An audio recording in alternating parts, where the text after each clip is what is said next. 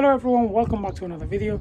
In this episode we're going to be replacing the driver's side window motor, which apparently is a quite common fault in the Foresters.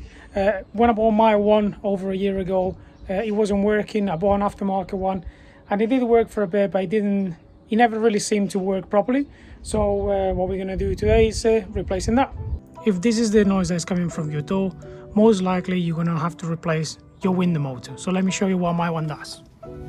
As you can see, press it and it goes down. Yeah. Then when we try to go back up,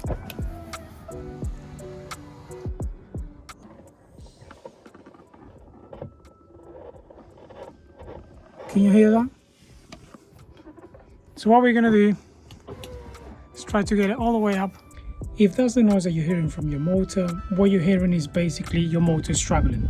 Okay, so what we're going to do is remove this and we're going to have a look at it. All we need to do in order to take this panel off is take that screw right there, and there's going to be another screw right here. So let's get them out. Once we've removed the screw, we're going to remove this housing here. That's for your door handle. What we're going to do is get a plastic trim tool and then just prise it out like that. It wasn't my intention to actually pry it out like that, but basically if you go slowly around it should come out. As you can see, just in case you're wondering, I haven't broken any tabs or anything, so it's ready to go back on afterwards. But yeah, be careful with it. Anyway, now what we're going to do is remove that plastic tab right there that you can see, which, to be honest, you can just get a small screwdriver right there and that will lift up. As you can see, that's out. And now we got a screw right there. Now that screw sometimes gets a bit rusty and it's a bit harder to get it off, but it shouldn't be that bad. So we're going to put a screwdriver there and a bit of pressure and it should come out just like that. What we're going to do now is remove this panel here. Now this panel clips at the front and basically here at the back as well. So as you can see, I can lift this and then just go slowly and try to get it out, okay? Just be careful with that because they are quite expensive for some beautiful reason. There we go. So as you can see, as I was saying, you got a plastic tab right there and then it has another one right here. What we're going to do is disconnect this connector here and this connector here so we can remove this, and once that's out we will be able to remove our panel. Before we get the panel off, another thing we need to remove is this plastic here. It's a bit hard to do it with one hand, but we're going to try for the sake of YouTube.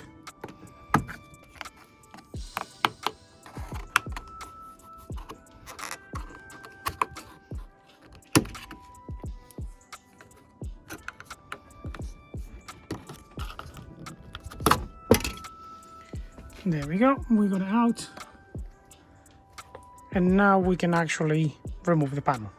The way we're going to remove the panel, again with plastic trim tools, we're just going to go, for example, here. As you can see, there's a bit of a gap, and just go gently, as you can see, pulling against the body, and this way we can remove all the plastic tabs that are holding this panel in position. So we can just keep going around. As you can see, that pops out there.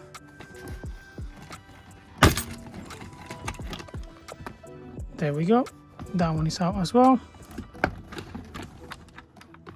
I believe that should be it. Now, the way that we're going to do this, I'm going to try to put you on a tripod because I'm struggling quite a bit with just one hand. We're going to slide this up a bit. Alright, so the way that we're going to do this, once all the tabs are loose, you just pull it up a bit like this, same way to the front. And there we go, panel is out. And now we go expose the whole door itself. we're gonna have to remove the speaker first, so then we can get at the back where the mechanism is located. To remove the speaker, we got 3 screws in here, so no rocket science at all. Just get them out. We'll remove the 3 screws, and then we're gonna have the connector right here. So we just go like that, disconnect it, and place this somewhere safe. Now, we've got here a hole where we're gonna access to the motor, and right up here is our connector for the window motor, this green one. Before we start removing anything, let me show you once again what happens when I try to use my window. So it goes down, as you can see, coming down. Yep. And now when I try to go up, you see, stops there.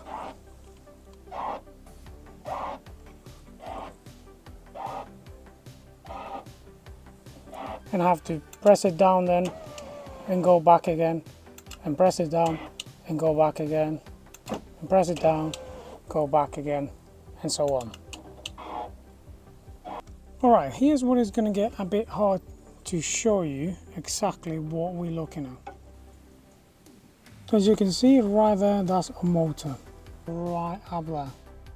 We got 3 screws that we're going to have to remove, but before we do that, what we're going to do is loosen those 4 nuts that you can see right there and right here. And by losing those 4 bolts right there, what we're going to do is push the mechanism away from the door, and then we're going to take the 3 screws out of the actual motor, and that's going to allow us to have a bit of play so we can wiggle it and get it out. As you can see, I got the old motor out, and you must be wondering, alright, but you didn't show us how to get it out. Well, it's quite hard to actually show you here on the actual door, so let's go to the bench and I'll show you exactly how to get it out. This is what we're working with. This is our mechanism that gets our window up and down. As you can see, those are the teeth that I was showing you before, that they go up and down and bring the window up and down. Here's our old motor, and this basically goes like this. Okay, so you see 1, 2, and 3 holes, and the screws are going to be on the other side. I'll flip it in a minute, but let me show you something first. The 4 bolts that we loosen are this one, that one, and that one. So what it does is that because this sits flat against the door, if we loosen them up, we're going to have a bit of a space to wiggle this off. Now if we turn around this, you're going to be able to see that we got 1, 2, and 3 holes, and those are the ones that we've got on a motor. So basically this will then sit in like this, and you can see there how they line up. So in order to remove these 3 screws, this is what we're going to need. We're going to have to access through this hole, and what we're going to need is basically something like this. We're going to need something like this to be able to get the screws out. I hope that makes it a bit easier for you to understand how to remove them. I know it's a bit of a tedious job, so I thought if I show you on the actual bench what it looks like and where they go, you might be able to get them out a bit easier.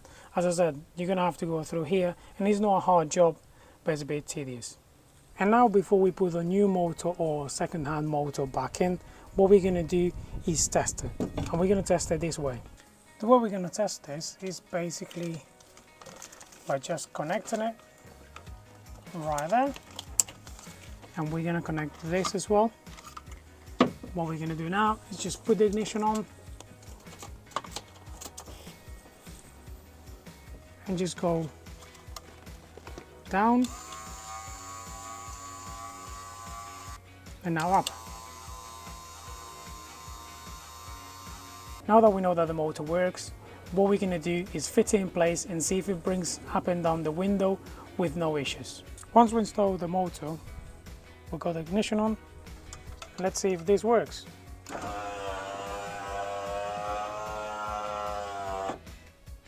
Oh wow, that sounds a lot more healthier.